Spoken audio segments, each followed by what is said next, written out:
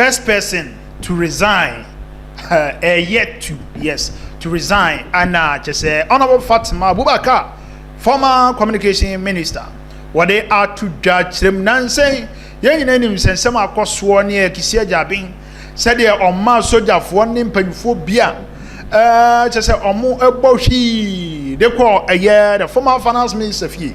Now I wish you a one summer bar I did judge them say Kisi Ejabin or no answer ma Honorable Fatima added to and said I was a Otimi resign.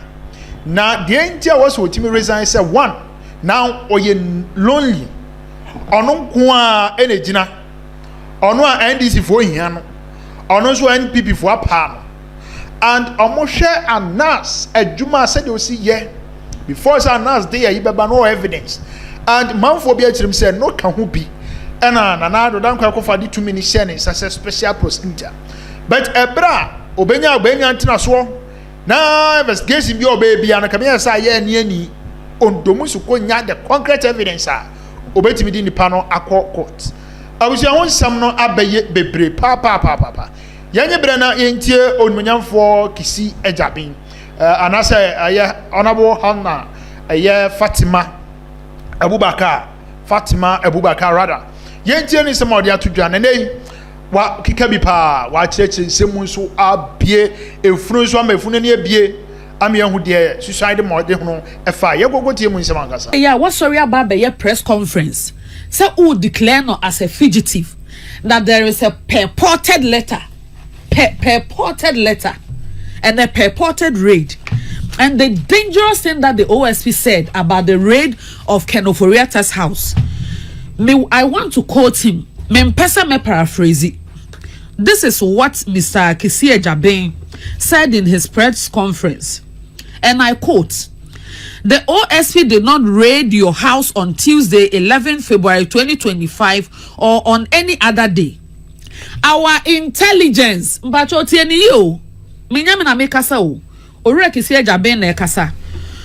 intelligence points us to state that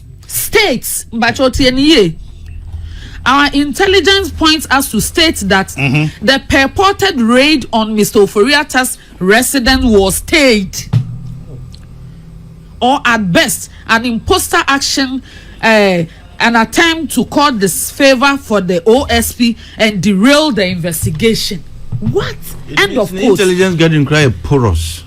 If this is the intelligence you had, say it was staged. Or say the intelligence, one can say what intelligence. OSP as an establishment to moka intelligence or mo ye no e say honorable Ken Oforiatta our opposition e betima kwosesa soldier for be se du e the police ni ba kwa ka ho akwachi owura reche japa e de adi anim e de o matena for white pickups mu ene ni V8 e de o maba bebo awura ni fie ama o matwe pistol e de awura ne dem akosoro akomachi ne man na busuafo asifom. What are you talking about?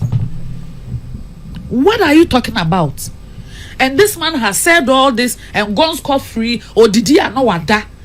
Not an apology, not anything. Even when videos, pictures, surveillance from Honorable Ken Oforiatta, Efie Abba, Amiyehu, those who went there, the majority leader Honorable Ayariga has apologized. Said what happened there was wrong because they knew say it was not staged. They knew say Ken Oforiatta ntimi nkobo a soldier for pa and the national security operatives are omudin bo mata ade mu nipa mienu any police ni baako any Richard Japa a wo ye NDC ni kuku dam omu security capo kese baako operation a wo no soldier for apam no nso so otiminya tumi e match soldier for the ko robi fie. If you are not competent to be a soldier, can you be competent to lead soldiers to man them to people's houses? I'm a brave sorry, I would die no wada. Obi a wakochi to obi fi akojina na busu ya forso. Oda no wada.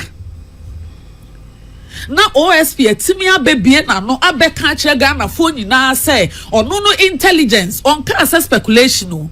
Or say the intelligence say it is state or at best a imposter action to cause disaffection for him. Abedi are trying to say, I'm a trying to chiniwiasia fana baby ama BBC. a publish a throwaway at the fugitive tag ato Orake no Foriata so. Ama international media baby a papa no obiano omuni muni oye wo Ghana. Yen born a charge, yen who Foriata charge sheet, yen who the bail of indictment. And so ye the fugitive keshire kese ato no so e de akoto international media mu. OSP mepa achew I say, oh, my who footage, I say, in fact, it wasn't staged. And to where the Nipaya form, me for my as a member, Fati where the one can hear Mr. Obeka. No concern a boy hina, Nipa form. But for him to have the impetus to be quiet and have any little authority left to say or pursue any action, no, it's just funny. It's unbelievable. On the basis of the intelligence, no, and then the intelligence team no more misleading, no, say there was a staged raid, you know, it should have been the basis for him to resign. After all, no one heard footage, you know, because I can offer a be about the power, Uncle Boris in Japan, epa, only to be in opposition, and Uncle France soldier for so buried in the fee. And I think said the military should also take interest in this matter. So OSP intelligence actually say can operate to me boa soldier for ano the omoba if you be ready hot there. They should be concerned. Indeed, I'm also concerned about my time this morning. And to my main the really say be jabi mabra. Oh, the one starting free special prosecutor ne Honorable Kenuforiata. In fact, Mejidi says a special prosecutor, Mr. Kisia Jabin, if he reads the room, he will know, say he is alone in this. And he is alone in this, no, not because Obi Taino. And now say the claim that corruption is fighting him. It is because he is wrong on all levels. Oh, but so be fighting corruption be the and well-meaning people, educated people, lawyers, anyone who understands acts. Now they establish office of special prosecutor no.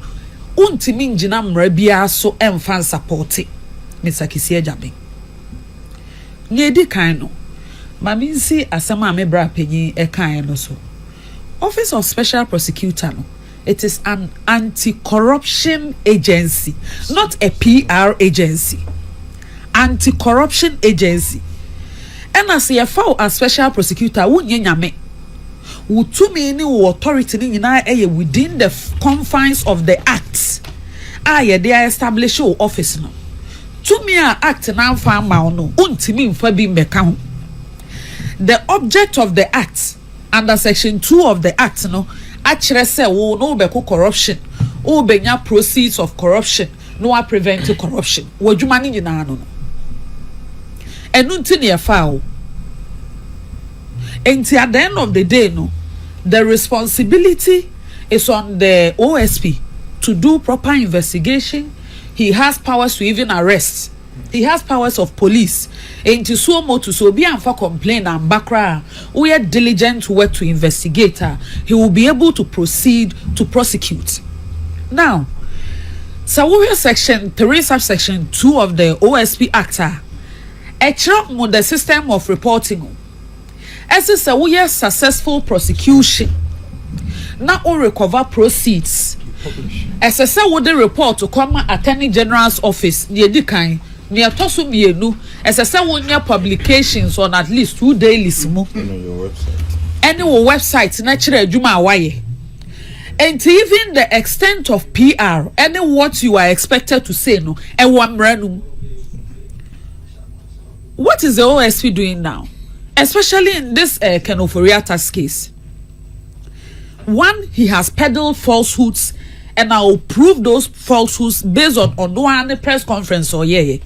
And on the basis of that press conference, the OSP should resign. On the basis of peddling his own falsehoods. And the way he went about it was so dangerous that if we allow him to go to bed and sleep peacefully, and well-meaning Ghanaians don't raise any questions about the conduct of the OSP, we are in big trouble.